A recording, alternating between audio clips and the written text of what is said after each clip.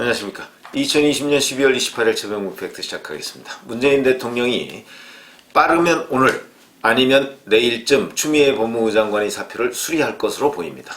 아마 이 변수는 공수처장 추천위원회에 있지 않나 이런 생각이 듭니다. 공수처장 추천위원회는 지금 열리고 있는데 추미애 법무부 장관이 공수처장 추천위원 중에 한 명이거든요. 그러니까 아마 공수처장을 추천하면 그 다음에는 뭐 이제 더군다나 추미애 장관의 역할은 이제 뭐 다 했다 아마 이렇게 보는 것으로 보이고, 그러니까 빨리 그 윤석열 검찰총장 정직 2개월에 대한 법원의 집행정지 이 국면을 탈피하고 다음 국면으로 가기 위한 그런 수순으로 보입니다. 그래서 이제 결국은 추미애 장관의 퇴진은 오늘 내일 중에 이제 그 기정사실화가 될 것이고요. 자, 이렇게 되면 그동안 윤석열 검찰총장과 관련해서 이 지지율의 9할 정도는 추미애 법무부 장관이 만들어줬다. 우리가 이렇게 판단을 했었죠. 그러면 앞으로 윤석열 검찰총장의 지지율은 어떻게 될 것인가 하는 부분을 제가 오늘 말씀을 드리겠습니다. 추미애 장관은 어젯밤에 아마 이게 뭐 사실상 뭐 거의 이제 장관으로서의 마지막 페이스북 글이 아닌가 이런 생각이 드는데, 뭐 갑자기 또 뭐 뜬금없이 이런 걸 올렸습니다. 그날이 쉽게 오지 않음을 알았어도 그날이 꼭 와야 한다는 것도 절실하게 깨달았습니다. 이렇게 뭐 그날이라는 게 뭘 얘기하는지 모르겠으나 뭐 아마 본인은 검찰개혁이라고 주장하고 실질적으로는 윤석열 검찰총장의 퇴진 뭐 이런 거 아니겠습니까? 그날을 본인이 하여튼 절실하다, 그날이 꼭 와야 된다 뭐 이런 걸로 보이는데, 글쎄요 뭐 그거에 관해서 이미 본인이 사표를 낼 정도로, 물론 본인은 뭐 사표 냈다는 사실을 아직까지 인정하지 않고 있습니다만은 그럴 정도로 국민적인 판단은 끝났다 이렇게 얘기를 할 수가 있고요. 그리고서 이제 오늘 공수처장 추천위원회에 참석을 했습니다. 자, 그런데 오늘 아침에 그 리얼미터 조사가 나왔죠. 뭐 정기적으로 나오는 조사입니다. 대권 후보 선호도 뭐 이런 걸 이제 조사를 했는데, 여기에서 윤석열 검찰총장이 오차범위 밖으로 처음으로 1위를 한, 리얼미터 조사에서는 오차범위 밖으로 이런 결과가 나왔습니다. 21일부터 24일 지난주죠. 그렇게 했는데 윤 총장이 23.9, 그 다음에 이재명 경기도지사와 이낙연 민주당 대표가 18.2로 동률입니다. 그래서 이게 그 오차범위가 플러스 마이너스 2.2%니까 이 차이가 5.7%포인트입니다. 이렇게 되면 오차범위를 벗어나서 1위를 한 것이다. 그 다음에 이 조사에서 홍준표 의원 6.0, 안철수 대표 4.0, 추미애 장관 3.1, 오세훈 전 서울시장 2.9, 유승민 전 의원 2.8 뭐 이렇게 돼 있습니다. 자, 그런데 여기서 아주 주목되는 부분은 수도권에서 윤 총장의 지지가 대폭 올랐다, 이런 점이 아주 주목되는 부분입니다.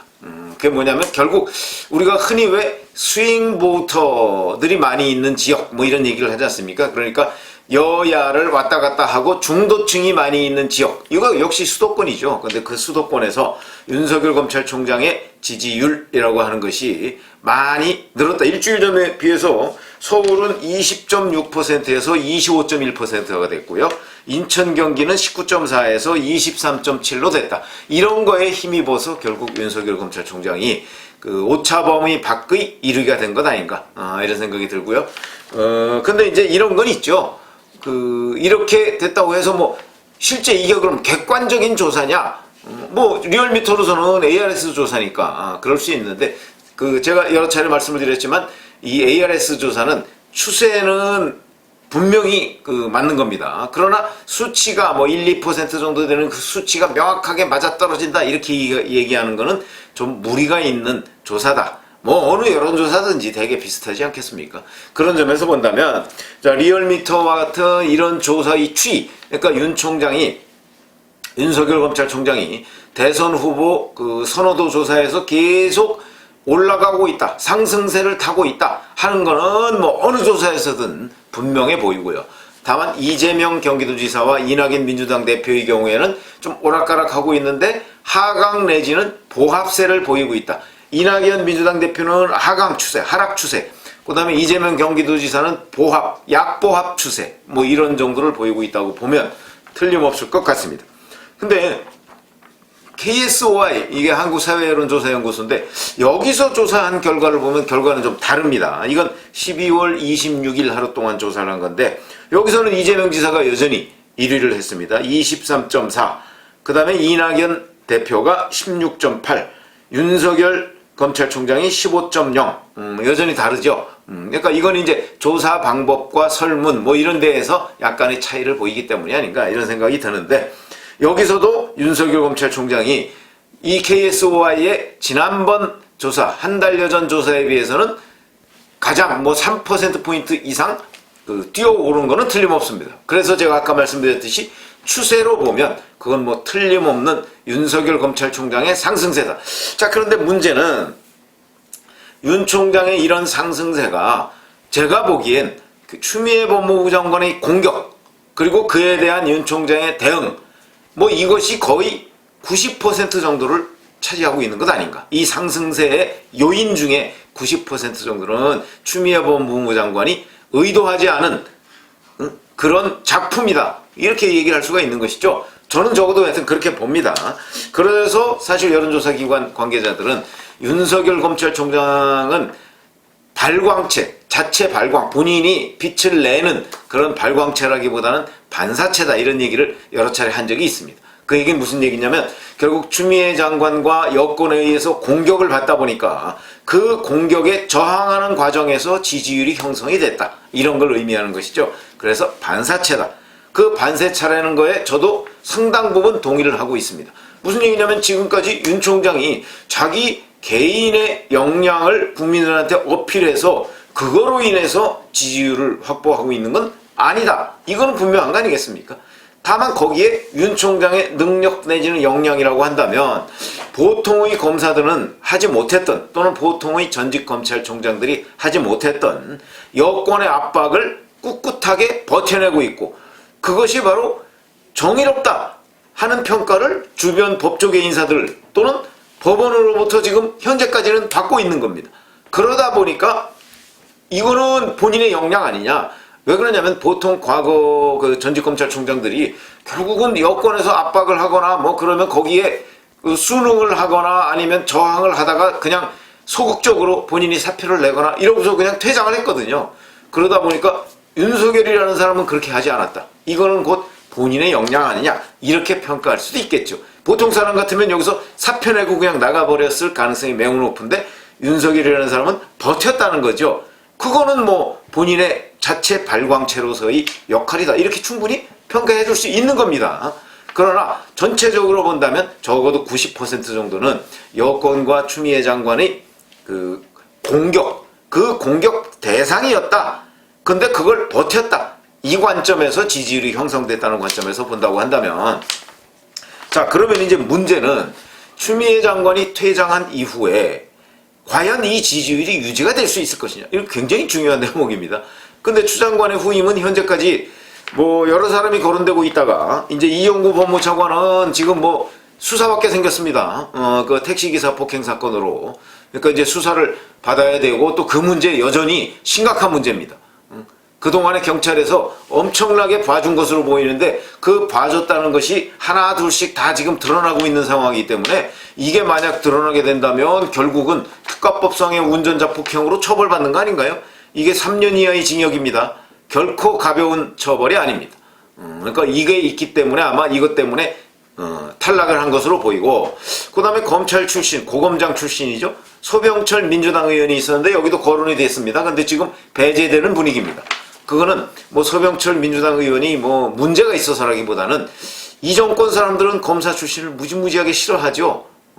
지은 죄가 많아서인지 뭔지 모르겠으나 하여튼 검사 출신을 그렇게 싫어합니다.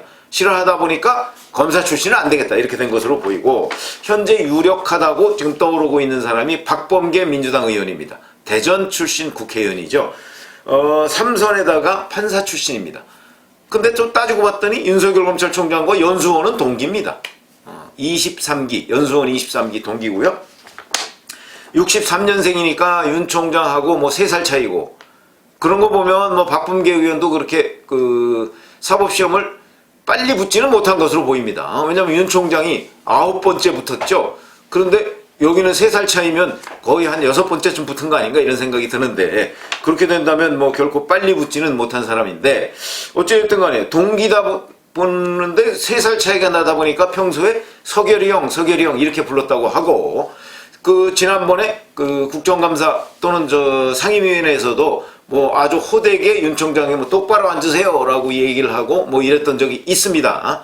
그건 아마 공적인 집권당 의원으로서 윤 총장을 공격해야 할 입장이기 때문에 그랬을 것으로 보이는데, 평소의 박범계 의원을 보면 지금 추미애 장관이 윤 총장을 대하는 것 같은 그런 태도와는 상당히 스타일이 다릅니다. 저는 이 대목에 굉장히 주목해 보는 거죠. 왜냐하면 추미애 장관이 윤석열 검찰총장을 공격했을 때 그 공격했을 때의 콘텐츠, 내용과 태도, 사실은 이런 문제 때문에 추 장관이 많은 비판을 받았었죠. 그런데 만약에 박범계 의원이 장관이 돼서 윤석열 검찰총장을 비판을 하더라도 추미애 장관식의 어떤 막무가내형 비판 내지는 그 다음에 뭐 징계를 뭐 예를 들어서 한다고 쳐도, 그럴 경우라도 저런 식으로 거의 그 마구잡이식으로 그 되지도 않는 징계 사유 끌어다 대고서 뭐 자기 사람 아바타 같은 사람들 징계위원회 임명해서 막 밀어붙이는 이런 스타일은 아니다. 박범계 의원은 만약에 장관이 된다고 한다면. 그렇다면 지금처럼 과연 장관과 검찰총장 사이가 이렇게 아주 강력하게 맞붙는 이런 관계가 될까? 그렇지는 않을 겁니다. 그렇지 않다면 추미애 장관과 윤석열 검찰총장의 관계와 달리 박범계 장관과 윤석열 검찰총장 간의 관계는 박범계 장관이라는 사람이 조금 더 부드럽게 소프트 랜딩을 할 가능성이 있다. 이렇게 보면 그거에 저항하는 윤석열 검찰총장의 저항 강도도 약해질 수밖에 없습니다. 이러면 지지율에 어떤 영향을 미칠 것이냐. 윤 총장의 지지율이 아무래도 빠지죠. 이렇게 되면. 그러나 그럼 어느 정도까지 빠질 것이냐. 이제 이런 것들이 관건이 되는 겁니다. 그런데 이제 다만 여기에 하나 또 변수는 있습니다. 그 변수라는 건 결국은 만약에 장관이 취임하게 되면 취임하자마자 또 인사를 하게 될 거 아니겠습니까? 그러면 추미애 장관이 올해 1월달 또는 올해 7월달 휘둘렀던 그 무지막지한 윤석열 사단 그 속가내기, 이거의 연장선상의 인사를 할 것이냐 아니냐 하는 부분이 굉장히 중요한 부분이고, 이게 갈등 요소로 작용할 가능성이 있고, 또 하나는 지금 대전지검에서 하고 있는 원전 수사, 월성 원전 1호기 조기 폐쇄에 대한 경제성 보고서 조작 의혹에 대한 수사, 이 수사에 지금 지휘자는 이두봉 대전지검장이고 그 다음에 중간 지휘자는 이상현 형사 5부장입니다. 이 두 사람을 바꿀 것이냐 바꾸지 않을 것이냐 하는 부분 가지고 또 한 번 갈등이 생길 가능성이 있고, 그 다음에 이제 이용구 신임 법무차관, 이 사람 잘 아시지만 지금 택시기사 폭행 사건에 관해서 수사를 하게 될 겁니다. 하게 되는데 이 문제에 관해서 또 어떤 식의 대응을 장관이 보일 것이냐. 그 다음에 또 하나 유시민 노무현재단 이사장, 김두관 의원, 이 사람들에 대한 강요 미수 혐의. 그건 이제 최성해 동양대 총장에 대한 그 총장에 대해서 정경심 교수한테 위임한 것으로 해주시죠 라는 부분이 강요 미수 혐의가 성립할 가능성이 매우 높다는 거 아니겠습니까? 그 강요 미수 혐의에 대한 수사, 이게 또 어떻게 이루어지느냐? 그 이루어지는 데 대해서 장관이 어떤 입장을 취할 것이냐, 이런 부분. 그 다음에 그 과정에서 또 추미애 장관처럼 뭐 수사 지휘권을 박탈한다든가 이런 식의 무리수를 둘 것이냐, 여기에 따라서 달라질 텐데, 자 그럼 종합적으로 저는 어떻게 보느냐. 추미애 장관보다는 훨씬 부드럽게 윤 총장을 대할 가능성이 높다. 그러나 이런 본질적인 원전 수사나 뭐 유시민 이사장 수사나 뭐 이런 부분에 관해서는 여권의 입장을 대변하지 않을 수가 없을 것이다. 박범계 신임 장관이 대변하지 않을 수가 없을 것이다. 이렇게 본다면 결국 이 갈등은 아무리 방식은 부드러워졌지만 결국은 또다시 충돌로 이어질 수밖에 없을 것이고, 그렇게 되면 박범계라는 사람이 만약 장관이 된다면, 그렇게 된다면 또 법무장관과 검찰총장 간의 충돌은 불가피하게 될 것이다. 불가피하게 되면 떨어지던 윤석열 검찰총장의 대선 후보 지지율이 다시 올라갈 수밖에 없을 것이다. 이렇게 봅니다. 그래서 아마 당분간 조정 국면을 거치다가 인사와 이 수사 문제에 관한 법무부 장관의 그 어떤 전체적인 지휘 뭐 이런 것들이 다시 수면 위로 드러나는데 대략 한 달 남짓 걸리지 않겠습니까? 그 후에는 다시 또 윤 총장의 지지가 아마 상당 부분 회복되지 않을까 이렇게 지금 전망이 됩니다. 그래서 오늘은 추미애 장관의 퇴장과 윤석열 총장의 지지율에 대해서 말씀을 드렸습니다. 감사합니다.